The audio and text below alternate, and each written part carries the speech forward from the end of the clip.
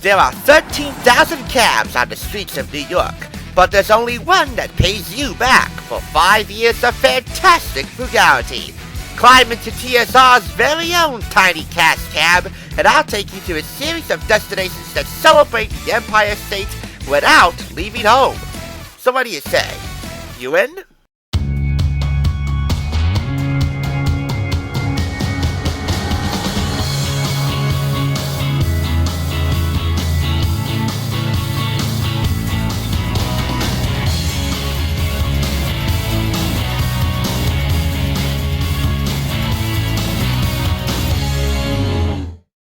Welcome! Hop aboard the Thrift Store Rundown's Cash Cab of Dreams, where we're celebrating our 5th anniversary by bringing the Big Apple home on a budget. No trip to New York is complete without finding your way to Broadway, so throughout this series that's exactly what we're going to do, by reviewing 5 issues of Playbill Magazine, all purchased for 74 cents, 25% off the sticker price of 99 cents. I will not say it again. You can always revert back to this video or to the preview video, which will be in the description of every video posted in this series. You'll also get a little history on how I procured all 5 of the Playbill magazines you'll be seeing here for under $1. For any theatergoer, Playbill Magazine is a mandatory souvenir. Now, about Playbill Magazine, I want to emphasize the point I made earlier in my preview video, that I do not buy Playbill magazines, no matter how many there may be, unless the musicals or comedies or dramas or whatever plays they're advertising on Broadway or off-Broadway were adapted from movies or adapted into movies, before or after the filmed fact. Our primary mission is still to bring Hollywood home on a budget, and I believe that this, advertising The Producers, the new Mel Brooks musical, and the other 4 playbills you'll be seeing here every couple of days, do fit both criteria to a T, bringing Hollywood and New York home on a budget. This is the April 2004 issue of Playbill, advertising the St. James Theater performance of The Producers with Nathan Lane and Matthew Broderick.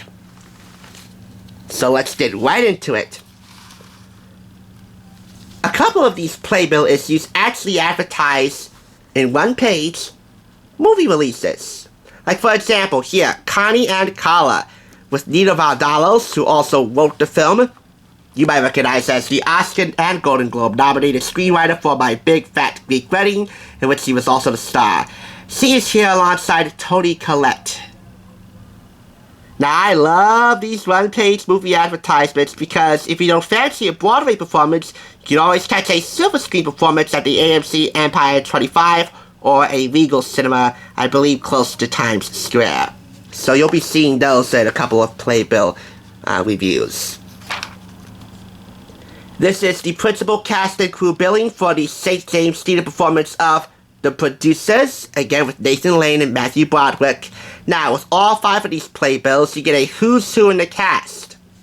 That is a complete breakdown of the actors and actresses' previous performances and any personal opinions and expressions of gratitude that they would want to share. And up front, none of these issues are going to get all 5 claps because none of the actors or actresses here acknowledge the fans. And even if you're not on the silver screen, it's still important that you acknowledge the fans. They're all going to be judged as if they're authors of a book in which they don't acknowledge their fans. Otherwise, you know what? I just would not be doing my duty here. I gotta be fair and square. Any opinions expressed and any expressions of thanks expressed in the cast and crew, as well as the organizations and production companies responsible for the plays, are those of the actors and companies themselves. They're not of Playbill Magazine. And they express so right here at the bottom of every who's who in the cast section. And believe you me, my opinion will be thoroughly expressed in here. After the who's who in the cast section, you get a staff listing, which plays out like a credit score that you would see at the end of a movie or a TV movie. I love these credit scrolls. I always pay attention to who's who in the crew more than I do in the cast, because I definitely want to be on that stage having a helping hand. Well, more on a movie set at a Broadway stage, but I wouldn't keep Broadway out of my head for quite some time.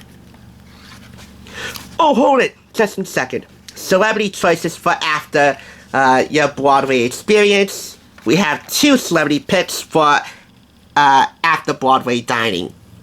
Beth Leavell, who plays Dorothy in 42nd Street at the Ford Center, chooses Tori the Pizza. That is an Italian eatery. And Joe Machota, who plays Sky in Mamma Mia at the Cadillac Winter Garden Theater, chooses a Chinese place, China Peace Restaurant.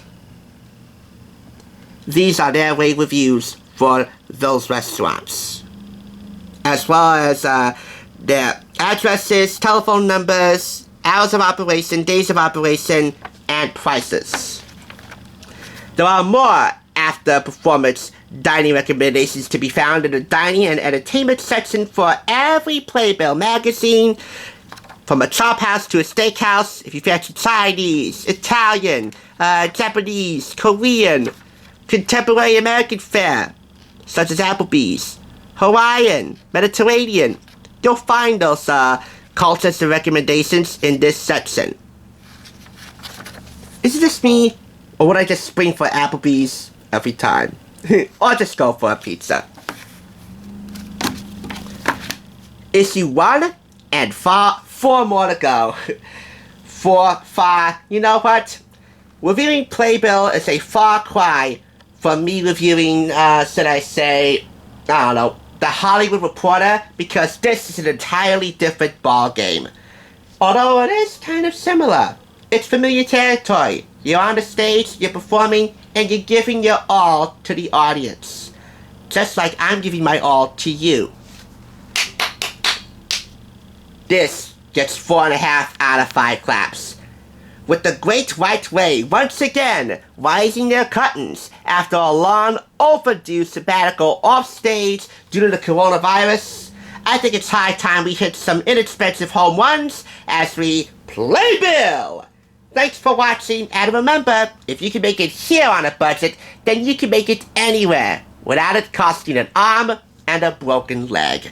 I'll catch you on the flip side.